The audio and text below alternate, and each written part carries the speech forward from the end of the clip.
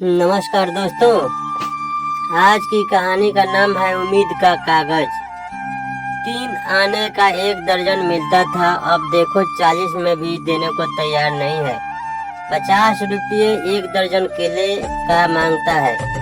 1 बीता का केला आता था, इनका देखो अंगूठे भर का केला और मनमाने दाम।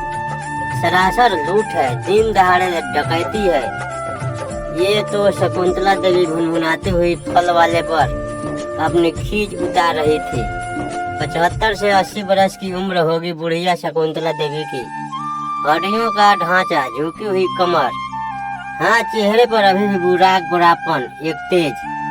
जब कमर सीधी कर किसी से नजरें मिलाकर बात करती तो सामने वाला एक बारगी श्रद्धा और नुवत हो जाता। मोहल्ले वाले ज्यादातर उसके सामने आने से बचते फिरते थे। कहते बुढ़िया अपने बच्चों के बारे में डिंगे हाँका करती है। अगर गलती से कोई सामने पड़ गया तो अपने बेटों एवं बहुओं के बारे में वही घिसी पीटी बातें बताने लगती कि उसका एक बेटा बंगलोर में बड़ा इंजीनियर है और दूसरा दिल्ली में डॉक्टर तथा बेटी अमेरिका में रहती है। मोहल्ले वाले उसकी इस बात से उब जाते थे। बुढ़िया के पास बात करने के लिए कुछ और होता नहीं था और मोहल्ले वाले यह सब सुनना नहीं चाहते थे। पर यह सब बताते हुए शकुंतला देवी गर्व से भर जाती थी एवं लाठी के सहारे कमर को सीधी करती हुई जब तन कर खड़ी होती तो उसके झुर्रियों भरे मुख पर चमक देखने लायक होती थी। शकुंतला देवी कहती मोहल्ले वाले तो सब उससे जलते हैं, उन्हें उनके बच्चों के ऊंचे हैसियत की कद्र ही नहीं। बाहर लोगों को पकड़ पकड़ कर अपने बच्चों के बारे में बताने वाली शकुंतला देवी जब घर पहुंचती तो खुद को जंग लगे टीन के खाली डिब्बे सा महसूस करती। 1200 रुपये मासिक पारिवारिक पेंशन से उसका जीवन यापन मुश्किल से ही हो पाता था। ऊपर से इस उम्र में रोग बीमारी तो लगी ही रहती है। लेकिन अपने इस दुख को शकुंतला देवी कभी बाहर वालों पर जाहिर नहीं होने देती। खुद तो चले गए, मुझे इन दीवारों के साथ अकेला छोड़ दिया। आहें भरती हुई शकुंतला देवी जब खुद से यह कहती तो उसकी आंखें डबडबा जाती। वैसे अच्छा हुआ जो यह घर बना दिया था, कम से कम ये दीवारें तो है उसके सुख दुख के साथी। लेकिन घर हो या शरीर, समय के साथ क्षय होना तो निश्चित ही है।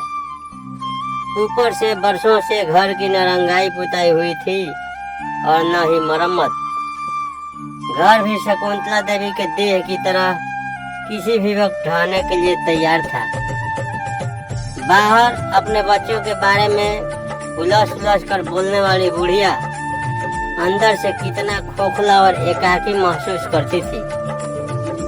जिन बच्चों को बड़े अरमान से पढ़ाया लिखाया, अच्छी परवरिश दी, बरसों से वे उसे देखने भी नहीं आए थे। जब उसके पति की मौत हुई तब छोटा बेटा आया था, वो भी दाह क्रम के चौथे दिन और 10 क्रम के पूर्व ही यह कहते हुए चला गया कि इन फालतू के विधि विधानों के लिए अब समय किसके पास है। बड़ा बेटा और बेटी तो तब भी नहीं आए थे। बड़ी मुश्किल से शकुंतला देवी ने दूर के एक गरीब रिश्तेदार के बेटे को हाथ पैर जोड़कर उसी से श्राद्ध कर्म का विधि विधान कराया था।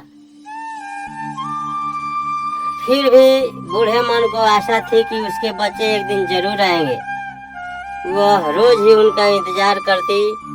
मोहल्ले में अत्यधिक दुर्गंध के कारण जिस दिन पड़ोसियों के कहने पर पुलिस ने घर का दरवाजा तोड़वाया तो लाश के हाथ में एक कागज देख कर सब चौंक गए।